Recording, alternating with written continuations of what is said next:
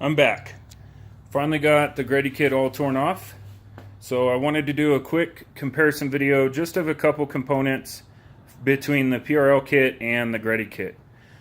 So we'll start with the intercooler piping.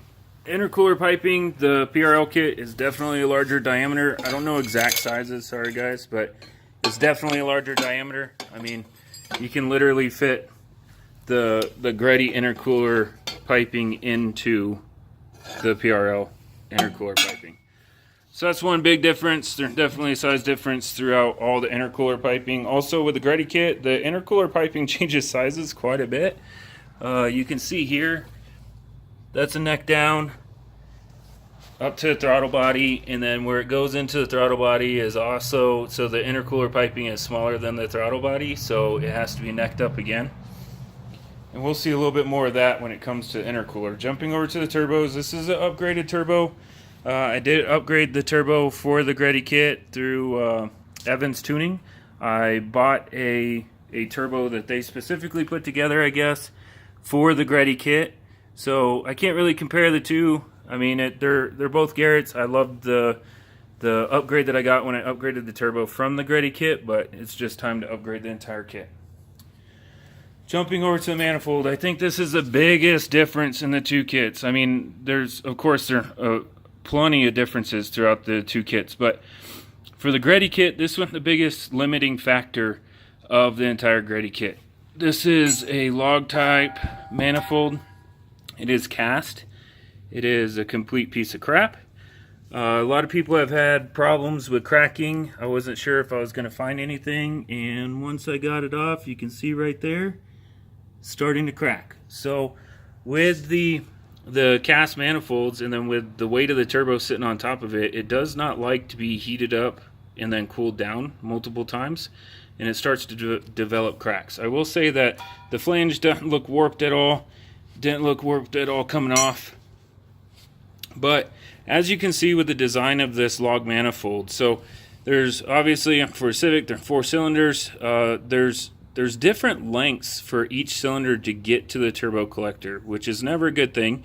And then additionally to that, it meets up with other cylinders before going into an actual nice collector. And we'll kind of see the difference when we get to the PRL manifold. What happens is exhaust flows out of here, and as exhaust is coming out of here, it's coming straight out, hitting this wall, creating turbulence right here. And then this exhaust is slamming into the turbulence and creating even more turbulence, and then it gets to this one and there's even more. Then it's a straight shot. I don't know if I can get into there to see it. Not really, but it's a straight shot up. That exhaust comes out and hits a wall out of every single cylinder and then has to fight to get to its next location.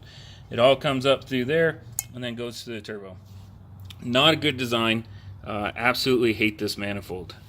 So let's go over to the PRL manifold in comparison. Let's see if we can get into there.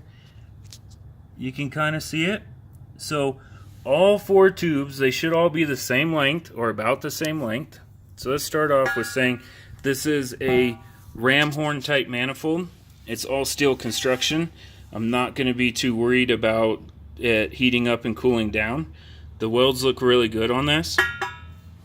So instead of having to fight when it comes out of the car, it has all the nice smooth bends for every single cylinder.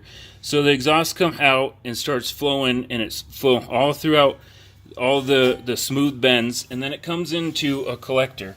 And sorry guys, the lighting in my garage is not the best. I'll try to get a light at the end of the video and shine it into there. So it all comes in. It looks like a plus sign in here, or a plus or a cross, and all the tubes come into one location.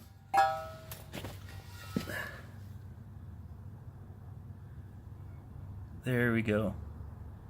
Get a little bit better light in there, and they flow over the turbine for the turbo. It just flows so much better. And then of course you got your wastegate bolt up there. So the greddy kit was internally wastegated.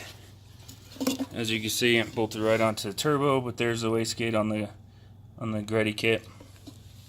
and the PRL kit is externally turboed, or externally wastegated. So moving on to the intercooler, as you can see, there's a substantial size difference in the intercooler. Lets you have a lot more volume in that intercooler. Helps with cooling also.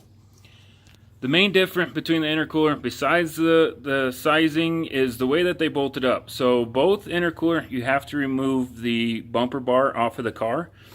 The greddy kit just used a couple brackets on each side, as you can see there and there, to hold it up.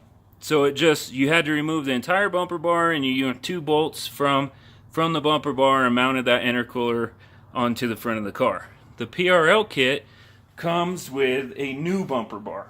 So the bumper bar, it bolts to the stock locations, as you can see here. It bolts to the stock locations on the car, and then it hangs there, and then you put the bolts through this bar, and that's how the intercooler mounts. I think it's a better design. At least you get a bar going across the front of your car to help you if you get into a small accident or a light accident.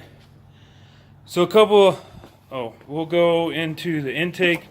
This is a little, I can promise you that the intake for the greddy kit was even smaller than this before I upgraded it. And look at the size difference. So with that turbo, with that better flow, you're going to need a lot better air intake. So because it's compressing a lot more air and it has more volume throughout all the intercooler piping. So PRL included a very large intake and then the filter for it. A couple things that I didn't mention in the first video that you might want to order. So I did go down to my local auto parts store and buy an exhaust gasket. Trying to get up there and clean off some of the carbon off the back of the head was a pain. I couldn't imagine trying to get in there and clean RTV off the back of the head. So I went, it was $12 for a Felpro gasket, so I just went and picked that up. Another consideration is they give you all the heat shroud stuff through the PRL kit. They do give you tape with it. I don't know how well that tape will stay over time. So I do suggest, if you don't have any, going down to an auto parts store or buying some, or you might have to order them. But I do suggest some stainless steel zip ties. Be careful when you cut these off. They create a very sharp point. So you feed it through, you zip it down just like a normal zip tie, and then the excess you cut off. That creates a very sharp point, and it's almost like a razor blade. So be careful when you're sticking your arms up there. I think that's it. I think I covered everything.